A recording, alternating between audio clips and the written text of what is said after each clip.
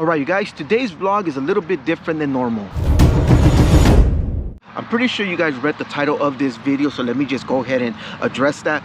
Yes, my dad did die yesterday, and honestly, I really couldn't care less. Now, I understand how that sounds, but let me go ahead and explain. Yes, technically he is my dad, but there's a massive asterisk there because I haven't known this dude since I was 2 years old. Basically, right after my sister was born, he dipped out on us, so I have no memory, no connection at all with him. So that's why when they told me that he died yesterday, I couldn't care less. To me, he's a complete stranger. Now, let me add some details to that. A few years ago, let's just say about a decade ago, my sister, she was feeling some type of way and she wanted to, you know, reach out and find him. And the last known address that he had was at this hospital that he was working at, so she went to go look for him. Eventually, she was able to run into him and they had a conversation. She found closure. He introduced her to his other family, which, you know, I'll come back to that. And, you know, she was able to communicate with them and, you know, get some kind of bond with them. And they kept asking me like, hey, you know what, we found your dad, do you want to meet him? And I kept, why do I want to meet this guy? I have nothing to say to him. You know, when I was a kid, sure, I would have wanted to speak with them and find out some things, you know, like, hey, can you teach me A, B, and C? This is a bunch of stuff that I had to learn on my own, you know, running around the streets or watching TV, specifically Tim Allen in Home Improvement. I learned a lot of things about being a man from that show. And, you know, fathers around the area that I grew up with, I learned a lot of lessons, good and bad lessons from those people, what to do, what not to do, things like that. But anyways, I'm kind of sidetracking. So she was able to find them and they kept asking me, you don't want to meet him? You know, I said, no, I don't want to meet him. For what? There's no anger, there's no nothing there. It's just nothing. To me, he's a complete stranger. Why would I want to meet him? So let me rewind to what I had said earlier. So when he was with my mom, apparently he had a whole other family that we didn't know about, or that my mom didn't know about. So after he had my sister, he dipped out to go be with his real family and completely abandoned us, which put, you know, us in a very terrible situation. And going back to what I just said, you know, we were fatherless, and as a child, you obviously search for your dad. Like, hey, you know, other people have dads, like what's going on with mine? He's not dead or anything. He's not in jail, so like what's going on?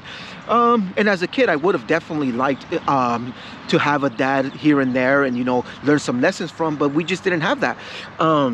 So as time went on, you know, that longing for a father just turned into resentment. And then somewhere in like my teen years, I said, why in the hell am I mad about something I had no control over? So I kind of just, you know, washed it away, didn't care about it ever again. And then suddenly, like when my sister found him, that's when everything came up and they were like, you should meet him, you know, he looks just like you, he's just like an older version of you, skinny version of you, back when you were a teen. And yeah, it never even crossed my mind to want to. And then Vivian ended up, I don't know if she ended up meeting him or she ended up seeing a picture and she was like, yeah, you should definitely meet him. I think a conversation with him would be interesting. I think that you know, just seeing a picture of him might actually even help you. And I don't know why. Like, why do people keep insisting that I want to see this guy? I have no anger, no nothing for him. He's a stranger. So yesterday when they told me that he had died, I was just like, okay, why are you telling me this? Like, it makes no difference. So the reason that I named this title that the death of a stranger named Dad is because even if I would have seen him on the street, even now, like let's just say that I saw him when my sister met him a decade ago, like what can he offer me? Like, I'm already a grown man. What can he teach me? What can he tell me that would make me care? I don't care. You know, like when I was a kid, sure, I would have cared. I would have wanted some lessons. I would have wanted to take me to the park and teach me some things about life and, you know, being a man. But I'm already a man. Like, you can't show me anything. All you're gonna do is trying to find some closure within yourself for abandoning us.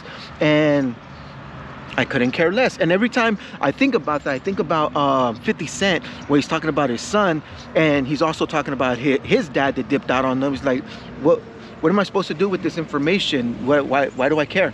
I don't. So it's just kind of like a weird feeling because everybody keeps trying to force me to care. And now finding out that he's dead, they expect me to have some kind of reaction like, oh man, I wish I would have met him. But no, I couldn't care less. But with all that said, he did teach me a really valuable lesson, despite the fact that he had dipped out on us when I was 2. He teach me one very valuable lesson: never to do what he did to us. Because growing up, feeling abandoned and feeling, you know, like you weren't enough, as a kid, and knowing that your dad is out there somewhere with a whole nother family and living it up, makes you feel some type of way. So he did teach me that, never to do what he did when I had kids. So that's why you see me fully engaged with my kids all the time, because I don't ever want them to feel how I felt when I was their age. So I make it my priority to completely invest my time and effort and love with them, so that they won't ever feel like they're neglected or not loved or wanted, because that is a terrible feeling growing up. And that's just been like one of those things that I had to promise myself when I was a kid, that when I grow up and when I have my own kids, I would never let my kids feel that way, because that's a terrible feeling.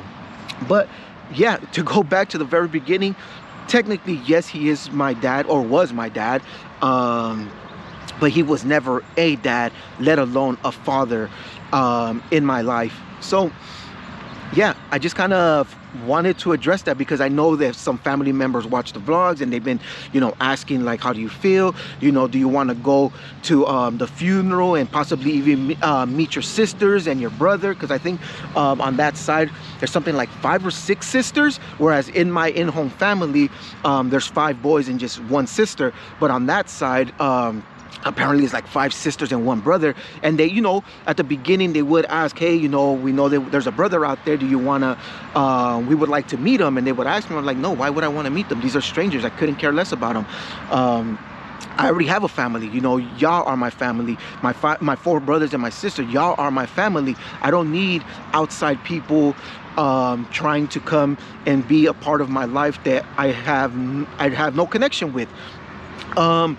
But yeah, that's the main reason why I decided to make this video, is because I know that they will watch it, and I'm tired of having the same conversation individually, saying why I don't want, or why I never wanted to meet them beyond a point, especially as an adult. Like I said, about a decade ago when she found them, and they kept pressuring me. And I know that Vivian is probably going to watch this, because she's going to see the title, and she will find out that he actually died, just because I haven't told her, and I have no plans to directly tell her. It's not until she sees this video that she's going to find out.